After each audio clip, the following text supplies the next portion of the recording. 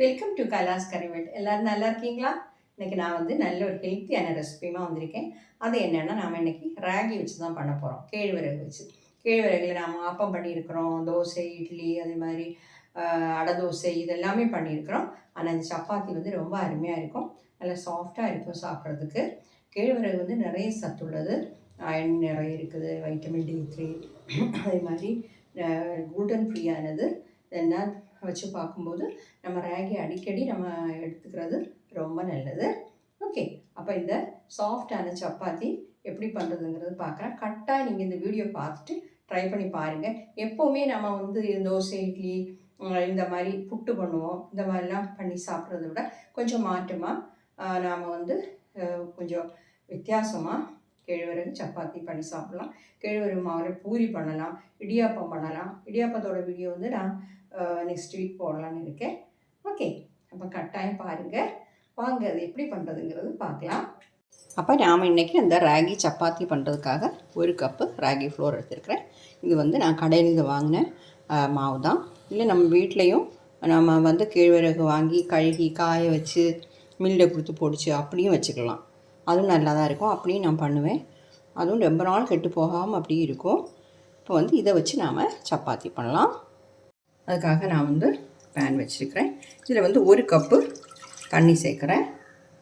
1 cup ragi floor எடுத்துருக்குறோம், அதுக்கு 1 cup தண்ணி தான் தேவை. கொஞ்சமாக உப்பு சேர்த்துடலாம். இப்போ வந்து கொஞ்சம் கம்மியாக சேர்த்துக்கோங்க, ஏன்னா 1 கப் மாவு தான் நம்ம எடுத்துருக்குறோம். நான் வந்து ஒரு 1/4 டீஸ்பூன் கொஞ்சம் கூட எடுத்துருக்கிறேன். இப்போ இது வந்து தண்ணி கொதிக்கட்டும். இதில் வந்து நம்ம ஒரு 1/2 டீஸ்பூன் ஆயில் சேர்த்துக்கலாம். ஒரு 1/2 டீஸ்பூன் போதும், நிறைய தேவையில்லை. அது உங்களுக்கு விருப்பம் இருந்தால் சேர்த்தா போதும், அது சேர்க்கலைனாலும் ஒன்றும் பிரச்சனை இல்லை, ஆப்ஷனல் தான். பாருங்க, தண்ணி நல்லா கொதிக்குது. இப்போ வந்து நாம் எடுத்து வச்சுக்கக்கூடிய ராகி ஃப்ளோரை இதில் சேர்த்துடலாம். ஃப்ளேமை லோ ஃப்ளேமில் வச்சுக்கோங்க.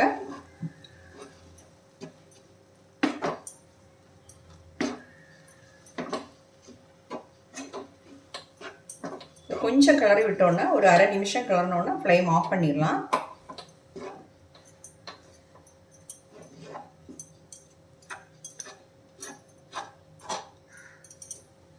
நல்லாவே இந்த மாதிரி கிளறிட்டு ஒரு 2-3 நிமிஷம் வச்சுருக்கலாம்.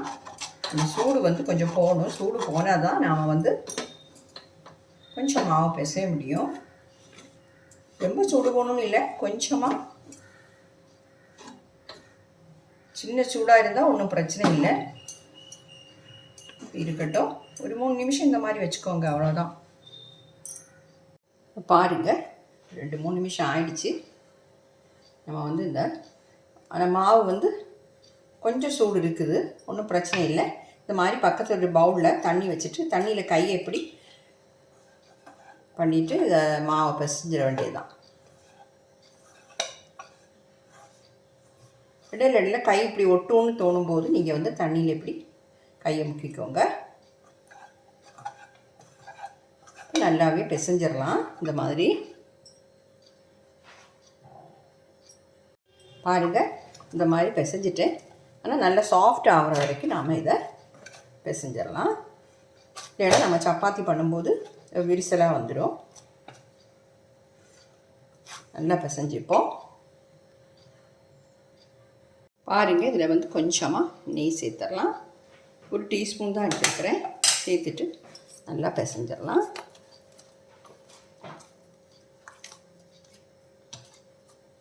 இந்த மாவு வந்து நல்லா சாஃப்டாக இருக்கணும், அப்போ தான் நம்ம சப்பாத்தி பண்ணுறதுக்கு ரொம்ப ஈஸியாக இருக்கும்.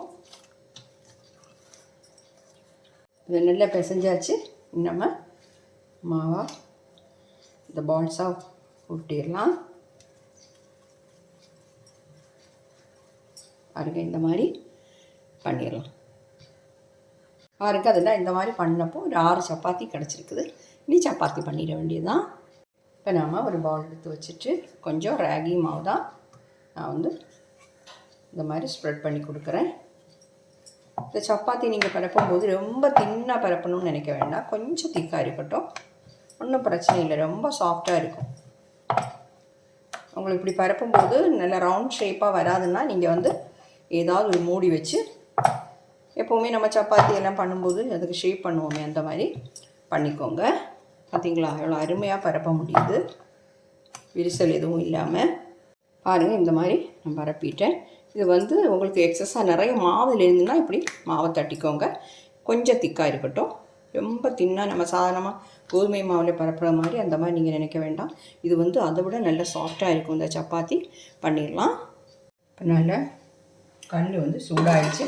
கொஞ்சமாக ஆயில் யூஸ் பண்ணி கொடுக்கலாம்.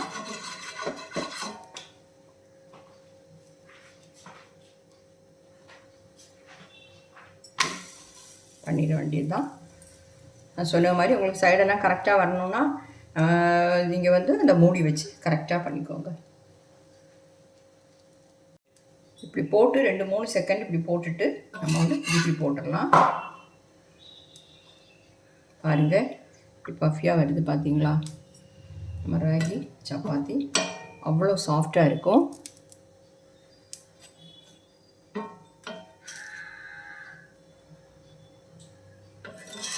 திருப்பி போட்டு 2-3 வாட்டி திருப்பி போட்டு இங்கே வேக வச்சு எடுத்துட வேண்டியது தான்.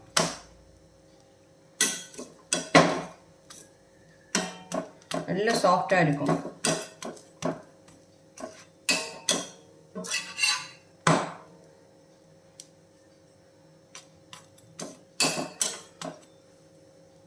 பாருங்கள், நம்ம சப்பாத்தி வந்து நல்லா ரெடி ஆகிடுச்சு.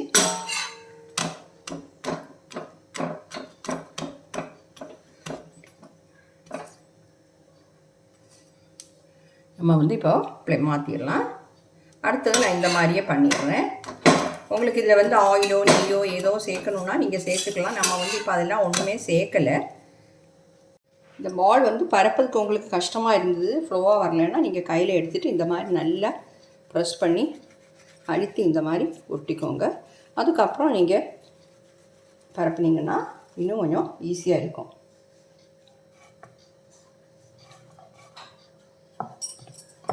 இதையும் அந்த மாதிரியே நான் பண்ணிடுறேன். பாருங்கள், அடுத்ததையும் நம்ம இந்த மாதிரியே பண்ணிடலாம்.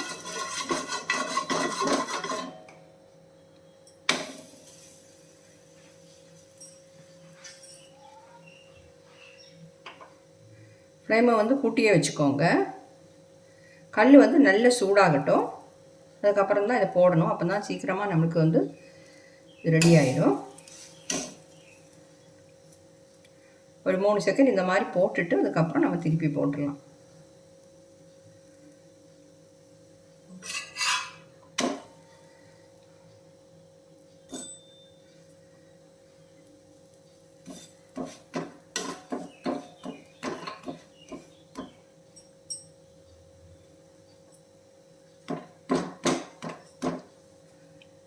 பாருங்கள், நம்ம சப்பாத்தி வந்து நல்லா பஃபியாக வருது பார்த்தீங்களா?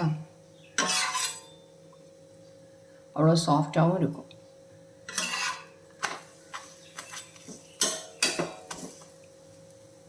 இதையும் நம்ம மாற்றிடலாம். இதே மாதிரி மீதி உள்ளதையும் பண்ணி எடுத்துடுறேன். பாருங்கள், நம்ம ராகி சப்பாத்தி அருமையாக கிடச்சிருக்கு. கையில் எடுத்தாலே தெரியுது பார்த்தீங்களா? நல்ல சாஃப்டாக இருக்கும், நல்ல டேஸ்ட்டாகவும் இருக்கும். உங்களுக்கு விருப்பம் உள்ள சைட் டிஷ் எது வச்சு வேணாலும் சாப்பிடலாம். கட்டாயம் ட்ரை பண்ணுங்கள். அப்போ என்னுடைய இந்த வீடியோ எல்லாருக்கும் பிடிச்சிருக்கும்னு நினைக்கிறேன். பிடிச்சிருந்துன்னா தயவு பண்ணி என்னுடைய சேனல் இது வரைக்கும் நீங்கள் சப்ஸ்கிரைப் பண்ணலைன்னா சப்ஸ்கிரைப் பண்ணுங்கள், லைக் பண்ணுங்கள், கமெண்ட் பண்ணுங்கள். உங்கள் ஃப்ரெண்ட்ஸுக்கு, ரிலேட்டிவ்ஸ்க்கு எல்லாமே ஷேர் பண்ணுங்கள். ஓகே, அடுத்த நல்ல ரெசிபியுமா மீண்டும் சந்திக்கலாம். தேங்க்யூ.